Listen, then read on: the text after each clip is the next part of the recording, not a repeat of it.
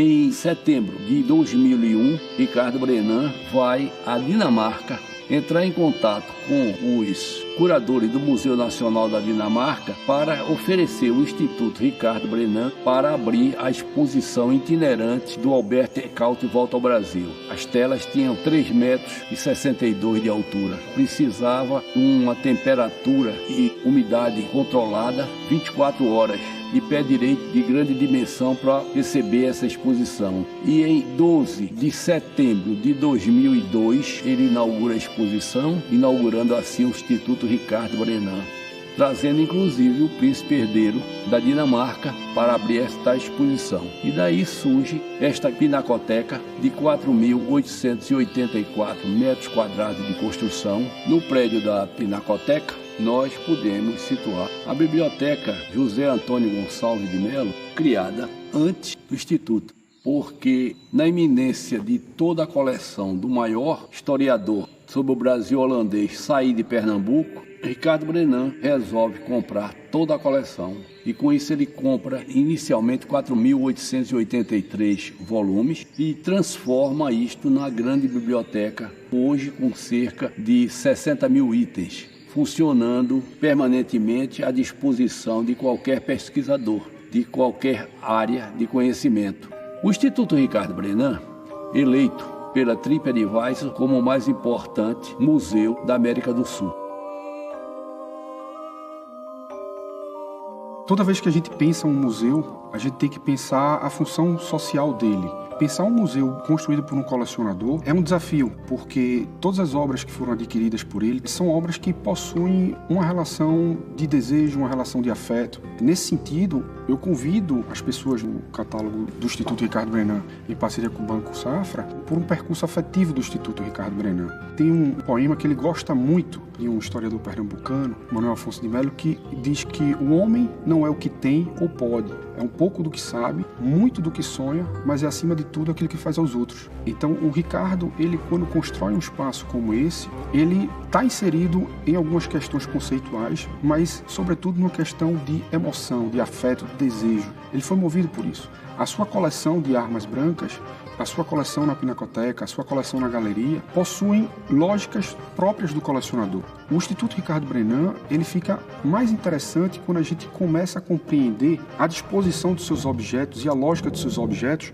por essa lógica do colecionador. Leonardo Dantas uma vez conceituou ele como um construtor de sonhos, usando Shakespeare dizendo que nós somos feitos da mesma matéria que são feitos os sonhos. O Instituto, na verdade, é um sonho que se tornou realidade, movido pela perseverança do colecionador.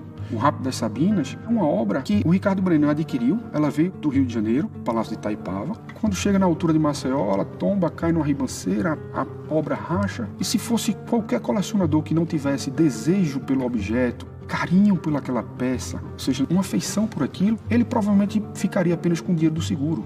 Não foi o caso do Ricardo. O Ricardo preferiu ficar com a peça, restaurou, teve a oportunidade de conhecer restauradores do Vaticano, depois convidá-los para vir ver essa obra, para ver se a restauração estava bem feita, eles ajudarem e fazer um segundo restauro. Quer dizer, isso mostra um desprendimento, a perseverança do colecionador por aquele objeto. E isso a gente precisa pensar toda a coleção. Ou seja, o Rapto das Sabinas é o respeito também à obra, aquilo que fique para a posteridade. O museu para Ricardo Brenan, eu imagino que seja um local de preservação da memória e da história. Nós temos a maior coleção do mundo de Franz Post. Por que tantos outros museus não conseguiram construir uma coleção como a de Franz Post?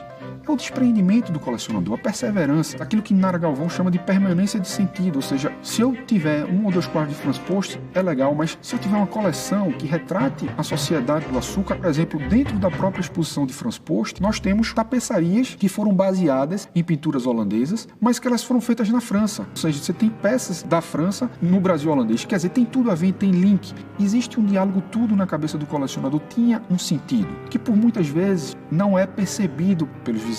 E aí, o educativo ele tem uma missão e ele tem uma função essencial, primordial. O educativo do Instituto Ricardo Brenan faz cortes temáticos e, a partir desses cortes temáticos, utiliza o período holandês, o período medieval, o absolutista, como ferramentas, um aporte prático ao professor de sala de aula. Ou seja, aquilo que é trabalhado em teoria de sala de aula é vivenciado no Instituto. A coleção do Instituto Ricardo Brenan, ela é performática, ela é disposta, museologicamente falando, a partir desse afeto do colecionador. Vejam como é interessante pensar essa coleção a partir de um afeto, justamente porque tudo que está aqui começou por um canivete. Veja que coisa afetiva, um presente de um tio para Ricardo Brenan, que é o início de todo um sonho. A vinda dos holandeses para o Brasil é aqui que está o primeiro olhar do estrangeiro sobre o Novo Mundo. Eu lembro que papai comentava que nós tivemos a perda de um acervo de arte sacra enorme. Depois, houve uma coleção importante de livros que foi bater no Rio de Janeiro. Tudo isso serviu para ele imaginar trazer esse Brasil holandês para o pernambucano um pouco do DNA dele, do amor próprio, do orgulho da sua história e de saber que ela vai ficar aqui. Ele dizia trazer de volta para casa um pouco da nossa história. Esse sentimento eu acho que me contaminou e eu acho que alguns de nós da família, talvez até acordada a mim quando a Federação da Indústria de São Paulo fez um convite há 13 anos atrás para fazer uma exposição sobre o acervo do museu. E eu não entendi porque eles propiciavam muito o eixo Centro-Sul e homenageavam o centenário da Pinacoteca, um artista importante paulista. Como é que eles chegaram até a gente, vieram até Pernambuco buscar uma coisa tão distante? E eu me lembro que a resposta do responsável pela área cultural, ele disse que o que ele estava levando era o exemplo, que tinha um empresário que estava construindo um acervo para deixar para a sua cidade. Ele entendeu isso como uma coisa importante e eu vi esse acervo crescer, eu vi a preocupação de papai de construir esse acervo e me sensibiliza muito pensar que ele não tinha nem uma moedinha, nem um quadro, nem um objeto do que nós estamos vendo aqui. Ele não tinha na casa dele, ele não trouxe nada de casa. Então, o que ele tem aqui, ele construiu nos últimos 20 anos, de uma dedicação espartana, porque temos que lembrar que ele começou com o Museu de Armas, que ganhou espaço com a vinda da Pinacoteca e com mais alguns anos para frente ele fez uma galeria para as exposições temporárias e para alguns eventos. Mais tarde fez um restaurante, fez também uma capela e o impressionante é pensar que ele riscou essa capela aos 87 anos de idade. Em um ano ele construiu dentro do mesmo perfil de toda a instituição, que é um estilo meio gótico. Teve uma pressa, um sentido de urgência de construir a curto prazo, porque ele queria prestar uma homenagem à mulher dele, que é uma pessoa de muita fé e que essa fé ajudou a carregar a família enquanto ele cuidava de manter a família. Então eu acho que com esse espírito, o acervo do Instituto, se não triplicou, dobrou ou não, eu não sei. O certo é que inauguramos com uma coleção bonita e com espaço e com respiração para ser usufruída, mas ao longo dos 18 anos e meio que nós temos agora, ele com certeza ocupou todos os espaços. E ele não gostava que a gente guardasse as coisas na reserva técnica.